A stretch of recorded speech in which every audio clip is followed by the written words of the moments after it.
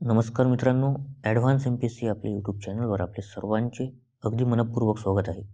बघा, आपण वैधानिक संस्था ही सिरीज सुरू केलेली आहे आणि या सिरीजचा आजचा आपला तिसरा भाग आहे. आणि या भागामध्ये आपण राज्य मानवी अधिकार आयोग परीक्षा दृष्टिकोनातून बघणार आहे. महाराष्ट्र राज्य मानवाधिकार आयोग. बघा, शॉर्ट नोट्सच्या स्वरूपात व्हिडिओ आहे.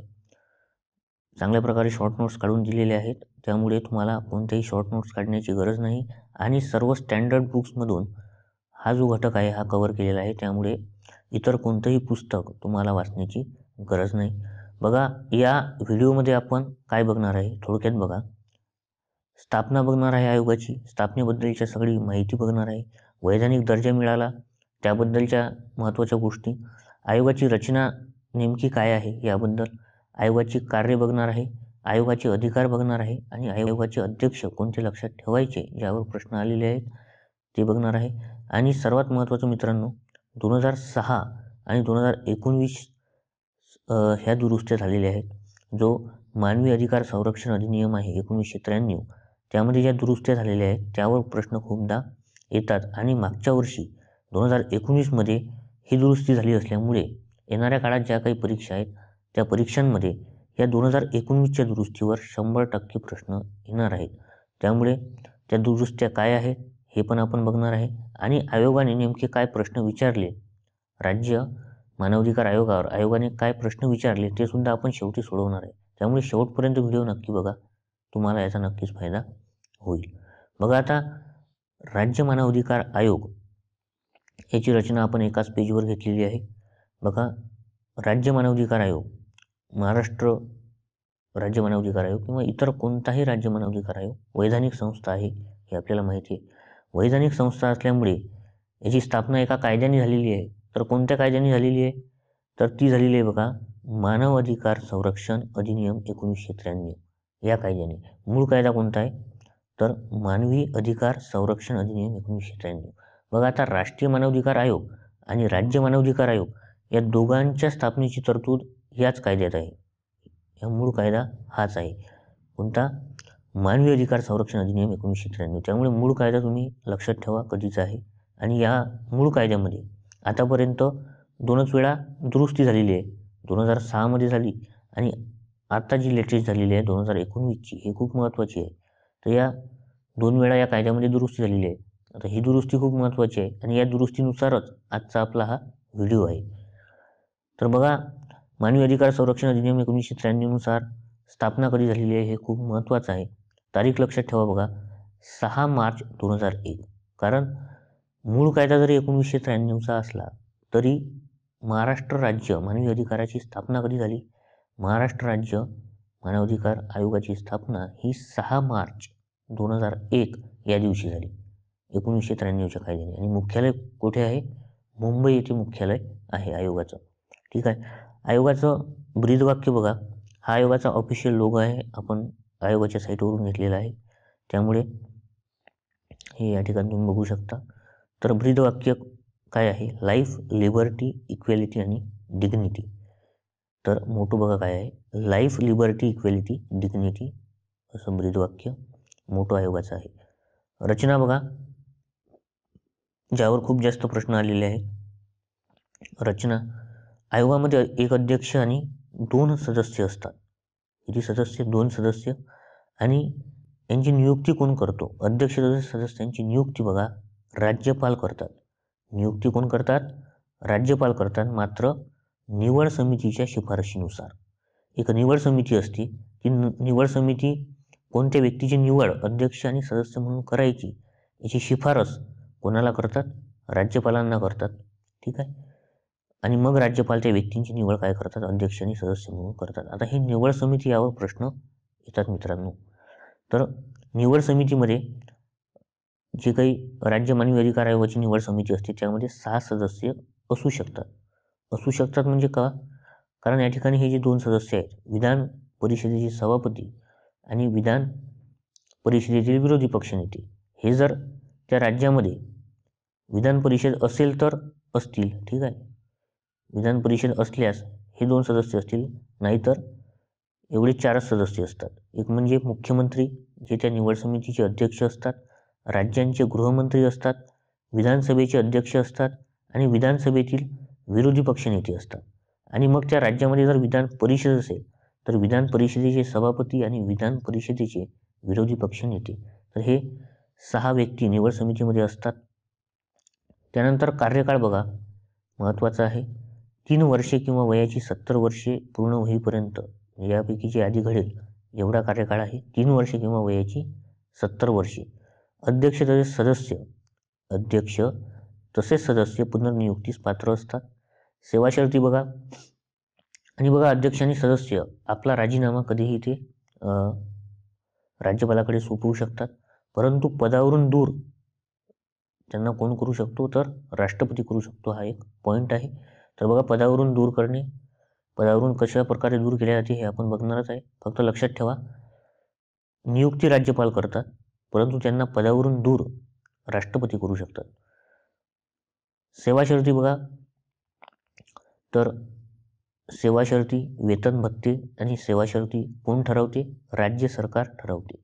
परंतु बघा, त्यांची वेतन भत्ते किंवा सेवा शर्ती त्यांना अपायकारक होईल अशा प्रकारे त्यांच्या कार्यकाळादरम्यान त्यामध्ये बदल करता येत नाही. आणि आयोग आपला अहवाल, आवश्यकता वाटेल किंवा वार्षिक अहवाल राज्य सरकारला सादर करतात आणि राज्य सरकार तो अहवाल विधानसभेमध्ये मांडते.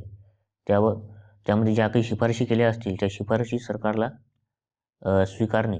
स्वीकारणे अपेक्षित असते, परंतु बंधनकारक नसते, कारण त्या सल्लागार स्वरूपाच्या असतात. पण त्या शिफारशी सरकारला नाकारता सुद्धा येत नाही. जर त्या शिफारशी सरकारने नाकारल्या तर सरकारला ते स्पष्ट करावं लागते. ठीक आहे.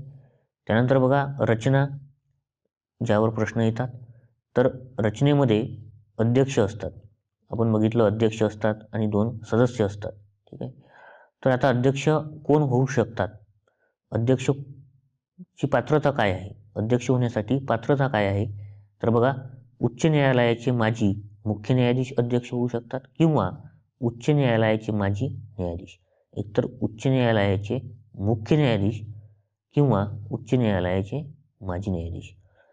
पूर्णकालीन सदस्य बघा 2 असतात. त्यापैकी एक सदस्य हे उच्च न्यायालयाचे कार्यरत किंवा माजी न्यायाधीश आहेत,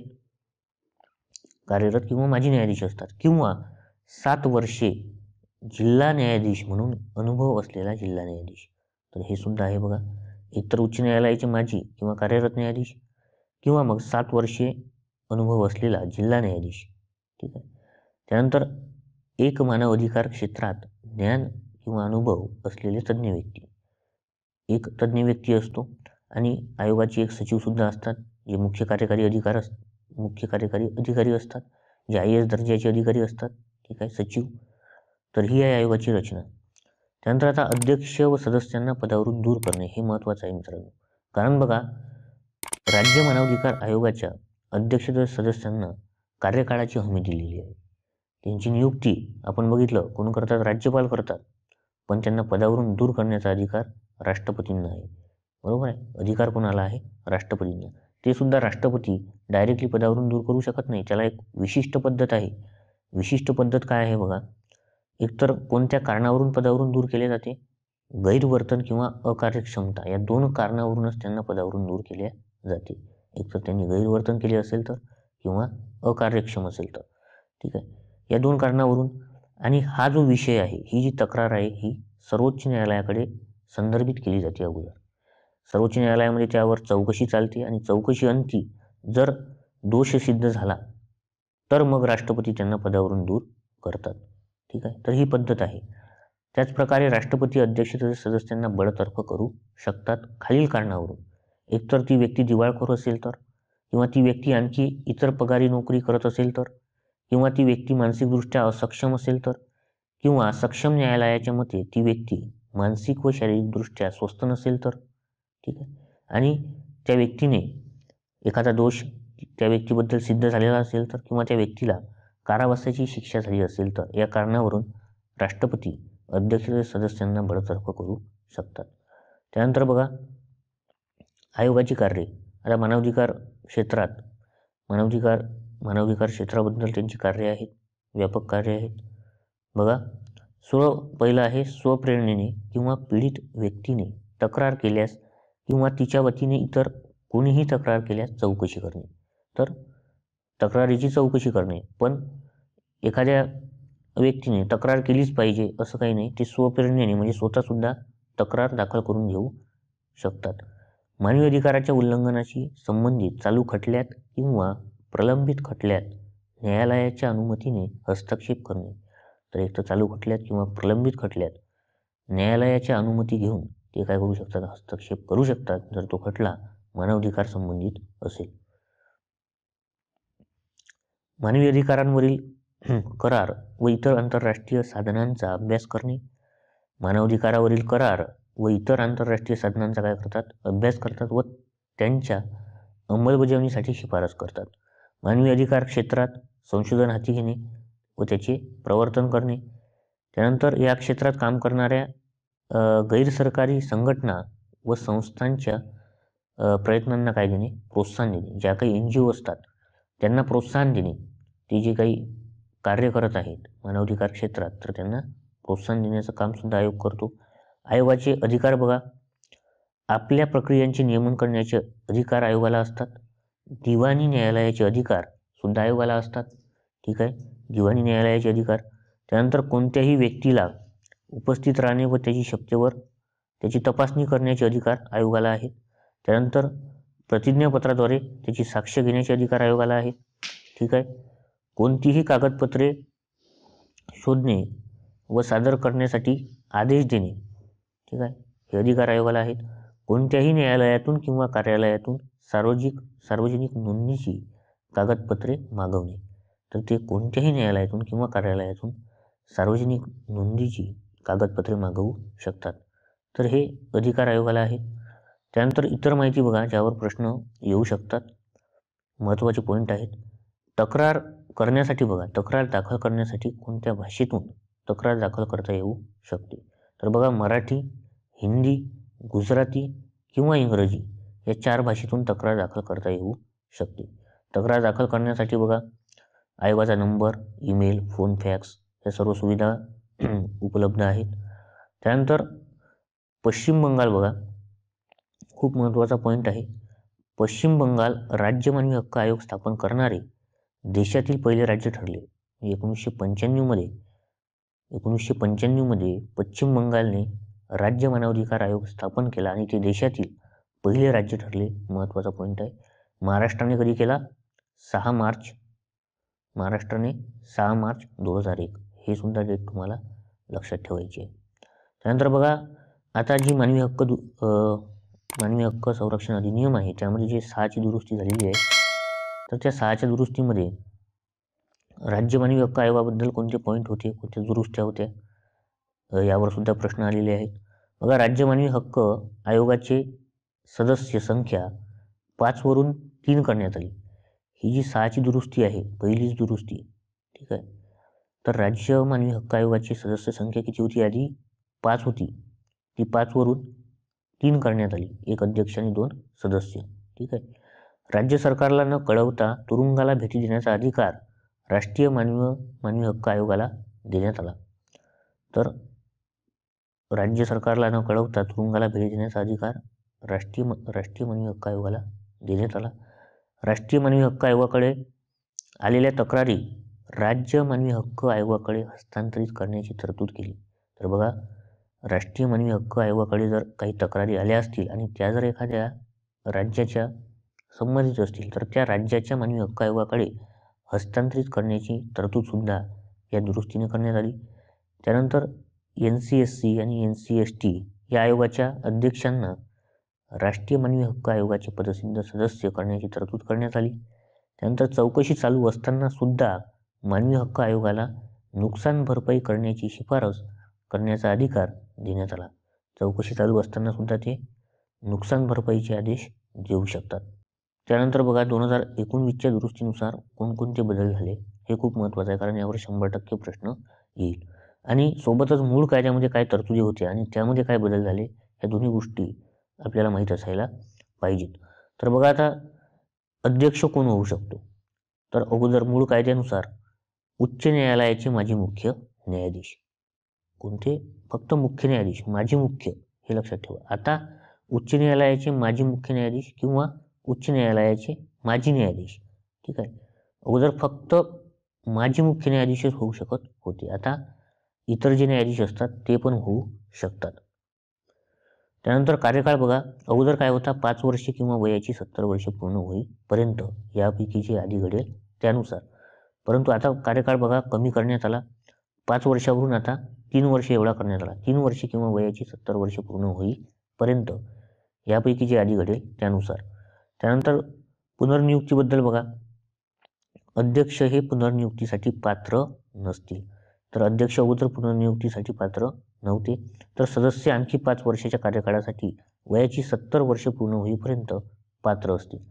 तर सदस्य आणखी 5 वर्षासाठी, ठीक आहे, वयाची 70 वर्षे पूर्ण होईपर्यंत पात्र असतील. पण आता अध्यक्ष अध्यक्ष पुनर्नियुक्तीसाठी काय असतील, पात्र असतील. तर सदस्यांच्या पुनर्नियुक्तीबाबत आणखी 5 वर्षाच्या कार्यकाळाची अट काढून टाकण्यात आली आहे. म्हणजे काय, आता अध्यक्ष सदस्य पुनर्नियुक्तीस पात्र असतील. आणि केंद्रशासित प्रदेशाबद्दल एक तरतूद या 2019च्या दुरुस्तीनुसार केलेली आहे बघा. तर केंद्रशासित प्रदेशातील मानवाधिकार कार्ये केंद्र सरकार स्टेट ह्युमन राईट कमिशनकडे वर्ग करू शकेल. मात्र दिल्लीतील मानवाधिकार कार्ये नॅशनल ह्युमन राईट कमिशनकडे असतील. तर जे काही केंद्रशासित प्रदेश आहेत, तर केंद्र सरकार काय करेल, त्यांच्या संबंधित जे मानवाधिकार कार्य असतील ते एखाद्या स्टेट ह्युमन राईट कमिशन कडे काय करेल, वर्ग करेल, पाठवेल. म्हणजे जे काही राज्य मानवाधिकार आयोग आहेत त्याकडे ते हस्तांतरित करेल. आणि दिल्ली जे आहे, तर दिल्लीतील मानवाधिकार कार्य हे नॅशनल ह्युमन राईट कमिशन, राष्ट्रीय मानवाधिकार आयोगाकडे राहतील. तर ह्या महत्त्वाच्या तरतुदी आहेत बघा. आता बघा, महाराष्ट्र राज्य मानवी अधिकार आयोगाचे अध्यक्ष कोणकोणते लक्षात ठेवायचे आहेत. पहिले अध्यक्ष होते बघा न्यायाधीश अरविंद सावंत. ठीक आहे, न्यायाधीश अरविंद सावंत 2001 ते 2002. त्यानंतर आताचे कोण आहेत, तर न्यायाधीश M.A. सईद 2017 पासून तात्पुरते अध्यक्ष आहेत. ठीक आहे, M.A. सईद. आणि पहिले होते अरविंद सावंत. त्यानंतर बघा, आता आयोगाने काय प्रश्न विचारले ते सुद्धा आपण बघून घेऊ, म्हणजे आपला हा घटक पूर्णतः कंप्लीट होईल. ठीक आहे, तर बघा, प्रश्न पहिला आहे, खालील विधाने विचारात घ्या. राज्यसेवा मुख्य 2018 मध्ये विचारलेला आहे. बघा, विधाने काय आहेत. राज्य मानवी हक्क आयोग केवळ राज्यसूचीतील विषयाबाबतचा मानवी हक्क उल्लंघनाची चौकशी करू शकतो. राज्य मानवी हक्क आयोग केवळ राज्यसूचीतील विषयाबाबतच्या मानवी हक्क उल्लंघनाची चौकशी करू शकतो. विधान बी आहे, राज्य मानवी हक्क आयोगाचे अध्यक्ष आणि सदस्यांची नेमणूक आणि पदच्युती राज्यपाल करतो. तर बघा, महत्त्वाचा प्रश्न आहे. तर विधान ए जे आहे, राज्य मानवी हक्क आयोग केवळ राज्यसूचीतील विषयाबाबतच्या मानवी हक्काची चौकशी करू शकतो का, तर नाही, चुकीचं आहे. राज्यसूचीतील करतो आणि समवर्ती सूचीतील सुद्धा करतो, त्यामुळे हे चुकीचं आहे. राज्य मानवी हक्क आयोगाचे अध्यक्ष आणि सदस्यांची नेमणूक आणि पदच्युती राज्यपाल करतो. तर बघा, हे स्टेटमेंट सुद्धा काय होईल, चुकीचं होईल.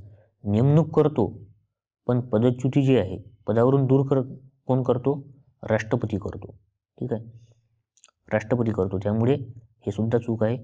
नेमणूक करतो राज्यपाल, पण त्याला पदावरून दूर करण्याचा अधिकार नाही. पदावरून दूर करण्याचा अधिकार कोणाला आहे, राष्ट्रपतींना आहे. त्यामुळे दोन्ही विधाने काय आहेत, चुकीची आहेत. पर्याय क्रमांक 4. त्यानंतरचा प्रश्न बघा, खालील विधाने विचारात घ्या. राज्यसेवा मुख्य 2016 मध्ये प्रश्न विचारलेला आहे. विधान ए बघा काय आहे. महाराष्ट्र राज्य मानवी हक्क आयोगाची स्थापना 6 मार्च 2001 रोजी झाली. विधान बी आहे, महाराष्ट्र राज्य मानवी हक्क आयोगाचे अध्यक्ष व 4 सदस्य असतात. सी बघा काय आहे, न्यायमूर्ती विजय चिटणीस हे महाराष्ट्र राज्य मानवी हक्क आयोगाचे पहिले अध्यक्ष होते. तर बघा काय आहे, बरोबर आपल्याला विधाने निवडायची आहेत. बघा, पहिलं विधान काय आहे, महाराष्ट्र राज्य मानवी हक्क आयोगाची स्थापना कधी झाली, 6 मार्च 2001 या दिवशी झाली. बरोबर आहे, 6 मार्च 2001 या दिवशी मानवी अधिकार हक्क संरक्षण अधिनियम 1993 नुसार स्थापना झालेली आहे. त्यामुळे ए बरोबर आहे. महाराष्ट्र राज्य मानवी हक्क आयोगाचे अध्यक्ष व 4 सदस्य असतात, नाही. 4 सदस्य असतात काय, नाही. किती असतात, 2 सदस्य असतात. त्यामुळे हे चुकीचं होईल. न्यायमूर्ती विजय चिटणीस हे महाराष्ट्र मानवी हक्क आयोगाचे पहिले अध्यक्ष होते, हे सुद्धा चुकीचं होईल. कोण होते? न्यायाधीश अरविंद सावंत. ठीक आहे. तर बरोबर काय आहे? फक्त ए. पर्याय क्रमांक 2 याचं काय होईल? अचूक उत्तर होईल. त्यानंतर बघा, खालील मुद्द्यांचा विचार करा. राज्यसेवा मुख्य परीक्षा 2018 मध्ये प्रश्न आलेला आहे. बघा मुद्दे काय आहेत? महाराष्ट्र राज्य मानवी हक्क आयोगाची स्थापना 6 मार्च 2001 रोजी करण्यात आली. तर बरोबर आहे. आत्ताच बघितलं आपण. न्यायमूर्ती चंद्रशेखर धर्माधिकारी हे आयोगाचे पहिले अध्यक्ष होते. तर बघा पुन्हा तेच, हे काय आहे? चुकीचं आहे. न्यायाधीश काय होते? अरविंद सावंत हे आयोगाचे पहिले अध्यक्ष होते.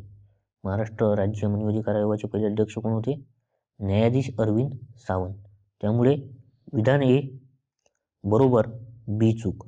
बघा प्रश्न तेच ते प्रश्न रिपीट होत आहेत. त्यानंतरचा प्रश्न आहे बघा, खालील विधाने विचारात घ्या. राज्यसेवा मुख्य 2014 मध्ये प्रश्न विचारलेला आहे. 6 मार्च 2001 रोजी महाराष्ट्र राज्य मानवी हक्क आयोगाची स्थापना झाली. गुजरात हे भारतातील राज्य मानवी हक्क आयोग स्थापन करणारे पहिले राज्य होते. तर हे तर बरोबर आहे. ठीक आहे. पण गुजरात होते का? भारतातील राज्य मानवी हक्क आयोग स्थापन करणाऱ्या देशातील पहिले राज्य कोण होते? पश्चिम बंगाल. हे लक्षात ठेवा. वेस्ट बेंगॉल, पश्चिम बंगालने 1995 मध्ये राज्य मानवी हक्क आयोग स्थापन केला आणि ते देशातील पहिले राज्य ठरले. इम्पॉर्टंट आहे बघा, पश्चिम बंगाल. त्यामुळे काय? हे विधान चुकीचं होईल, हे बरोबर.